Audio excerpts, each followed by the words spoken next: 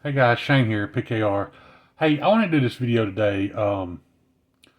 And once again, it's not a knife review. I apologize for that, but it's just something that's been on my mind. And you know, we all love to talk about what a great community this is, and I'm not trying to diminish that by any means because it is a great community. The knife community is a very giving community. It's a very caring community. A lot of you guys know I've been very sick for a few weeks, and I'll just be totally honest, guys. I've had more people from the knife community check on me than I have friends and family. That means a lot to me. However, there are some dark sides to it. I think for the most part, it's worth it. I think the good outweighs the bad. But I kind of wanted to cover some of the dark side of the knife community, and I don't really think it's knife community related. I think it's just internet related, guys. It's just part of the culture we live in now. But a lot of you guys know that myself and a few other people were part of calling out a scammer about a year ago, maybe a little less than a year. I've been a little reluctant to talk about it much, but most of you guys already know who I'm talking about. It was a guy, his screen name was Monster Racing 38. He started out very kind, very friendly in the community and in the chats, and worked his way into moderator status on some channels and started pushing a fictitious GoFundMe. Some of the things he said in his GoFundMe were true, but he didn't actually tell why he was in that situation. That it was completely his own doing. He didn't explain that he was using that money to support a Wendy's double cheeseburger habit. I know that almost sounds too funny to be true, but trust me, it's the truth.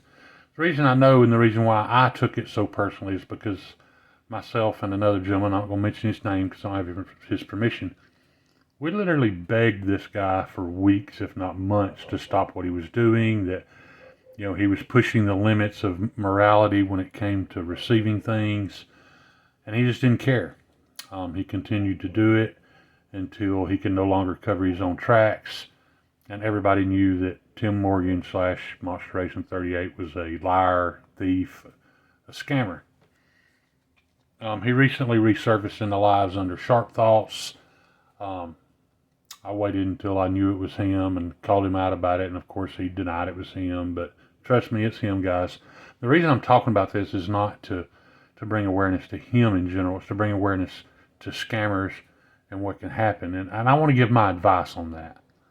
Um, for those of you who have done it and enjoy it, guys, there really is nothing better than the feeling of being kind to someone and giving them something that maybe they couldn't afford or are not able to acquire on their own.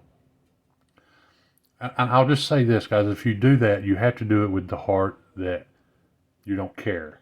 And what I mean by that is you don't care to lose that money. You don't care if you're being taken advantage of or not. You have to have that mindset whenever you give something away. However, it gets a little different when you start selling people things and or buying things from people and not receiving them. That's a whole different ball game. That's illegal.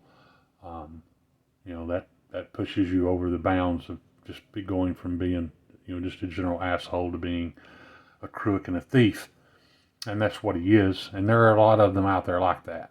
Um, we see a lot of guys coming into lives just asking about giveaways. All they want is something for free. I'm not saying that makes them bad people. Guys, they're just a product of what the internet has created, what some of us channels have created, to be honest. It wouldn't bother me at all if giveaways, at least weekly giveaways, went away altogether. But they're not gonna, and that's okay. But my best advice, though, guys, is if you're gonna do something like that, or you're gonna do business with somebody, to try to be a little more savvy, man. I know that there are very, very good people in this community who do not have a Facebook or an Instagram. Um, JN, for example, those of you who know Juggling Ninja, he doesn't have either.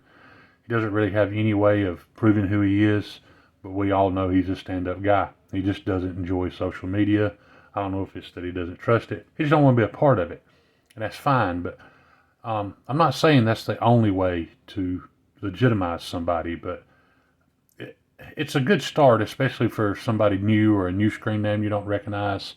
If you don't know them well, and you haven't had a lot of experience with this person and got a good feel for who they are, and you go and you look and you see a clearly catfished Instagram with just stock photos that are stolen from other websites, and nothing personal, guys, I'd avoid things like that. You know, it's just too risky. If you haven't got to know them yet, and you can't kind of prove who they are, I would just avoid that situation altogether, man. Other than scammers in our community, we also have some just flat out liars. I made a video recently about the Rick Hinderer situation, and I wanted to be clear about that, guys. I love Rick Hinderer knives. I don't care that he doesn't push the envelope on HRCs. I understand that some people do. I am a fan of that. However, I don't buy a Rick Hinderer knife expecting it. I don't think we should cancel Rick Hinderer knives. I don't want to see Rick Hinderer knives go out of business. Would I like to see him, make a knife, that kind of that sells to that type of market? These guys that want super slicey, super high HRCs. Sure, I do, because it'd sell out. He'd make a ton of money, and it'd be good for an American business. However, at this point, that's not what he does. I would still purchase one of his knives, knowing that that's not what he does. Do I like how he's handling this situation? No, I don't. Do I feel like he's been a dick? Yes, I do. As far as the Microtech situation, I've only owned one Microtech knife in my life. I spoke about it in my last video about my experience with their over-the-top, absolutely unnecessary customer service in their warranty department that I was blown away with. However, I'm not going to make a super long video or even an in-depth statement about it, because I don't think anybody really knows the facts of what's going on yet. If they are just trying to bully out another American company that's selling a similar product that I've heard a lot of people say is even better for about half the money, then that's a dick move, and I don't support it.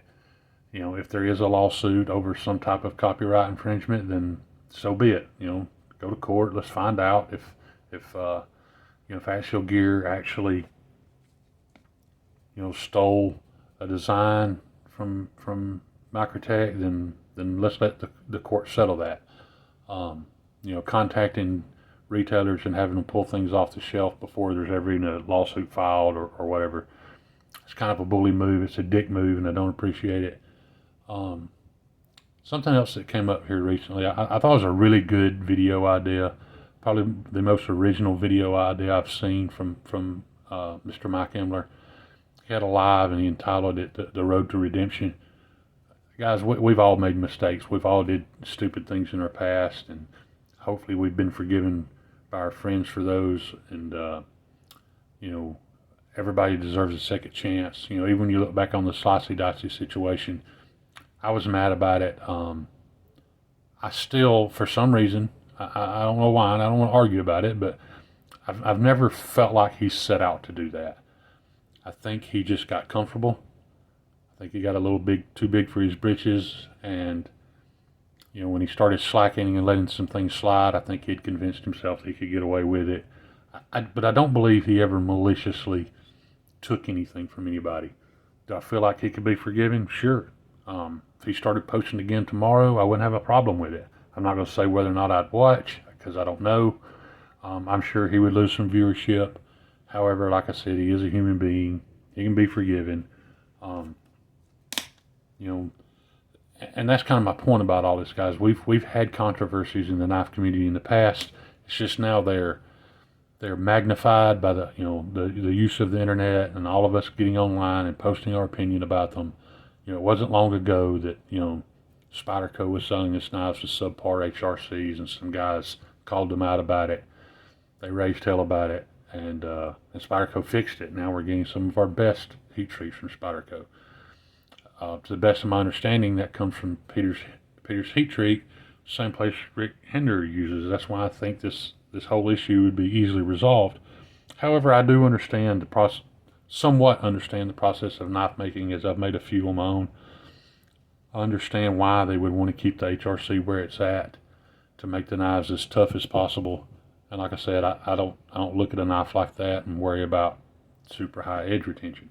I worry about super high edge retention on something like this. I acquired this Spyderco because it's M4 steel, and I was of the understanding when I got it that because of the steel type and the quality heat treat, that the edge was going to last forever. No, not forever. It's going to last a long time, and I've been nothing but impressed with it. Like I said, but I bought this knife because of that. So had it not delivered that, I would be highly upset. It did deliver it, so I'm not highly upset. But the reason I thought to make this video is because I'm not going to say I was called out, but I was kind of reminded of something by a friend who lives here in the same state I do, about a video that I made about a certain person, a YouTuber, trashing a brand, and I just didn't agree with the way that they went about it. They didn't contact the brand. They just started making videos and, nicknaming their knives, referring to them as shit. And it really, really upset me. It upset me because it was an American company making a product that 99% of the people that I know that have handled or have owned one have absolutely loved it. It just didn't fit that person's needs. And I understand that. Guys, if you buy a knife and you have an issue with it, I don't have a problem at all with you bringing that to our attention. One second. Well, I was going to show you a fine example of that. Let me see if I can find it right quick. It shouldn't take but a second.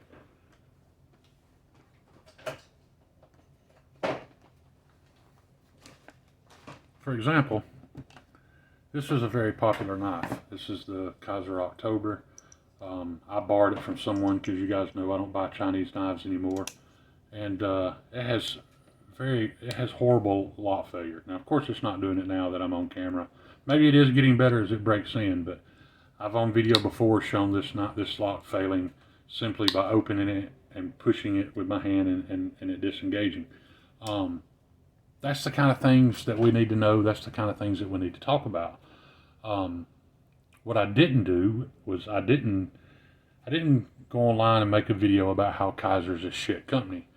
I don't buy Kaiser knives at this point in my life just because of a personal decision that I made. And it doesn't mean that I dislike all Chinese knives. It doesn't mean that I dislike people who purchase them. I'll just be completely upfront. What I did, I didn't decide to never buy another Chinese knife. What I decided was there were so many American-made knives that I didn't own that I thought I couldn't afford. And I realized what I was spending on budget knives, which I don't even consider this a budget knife. But so I told myself I wasn't buying any more Chinese budget knives until I had acquired the American-made knives that I had dreamed about. So that's what I did. That's why I feel the way I feel. I'm always going to prefer an American-made knife. But no, I'm not a Chinese knife hater. I'm not a Chinese knife owner hater. That's just not how I feel. So I wanted to kind of get that out in the open. But I guess where I'm going with all this, guys, is that there's so much negativity going on right now. I think we really need to think about how we handle things and what we say.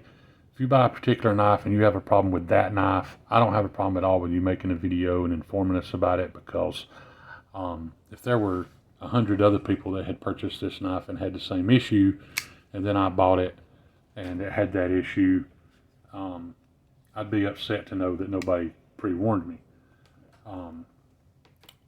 As far as the just bashing a brand in general, I don't agree with it.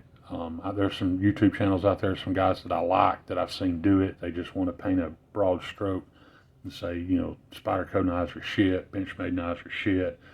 I don't like that. Did you get a bad Spyderco knife? That's entirely possible. Did you get a bad Benchmade knife? That's entirely possible.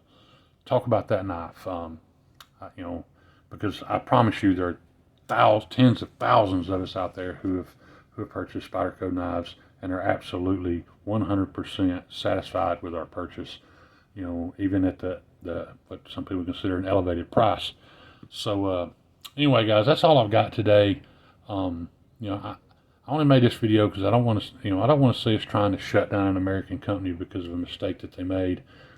I don't feel like Rick Hinderer Knives made a mistake in the quality of their product. I just feel like he made a mistake in how he handled the situation. And guys, for all we know, that may not even be him.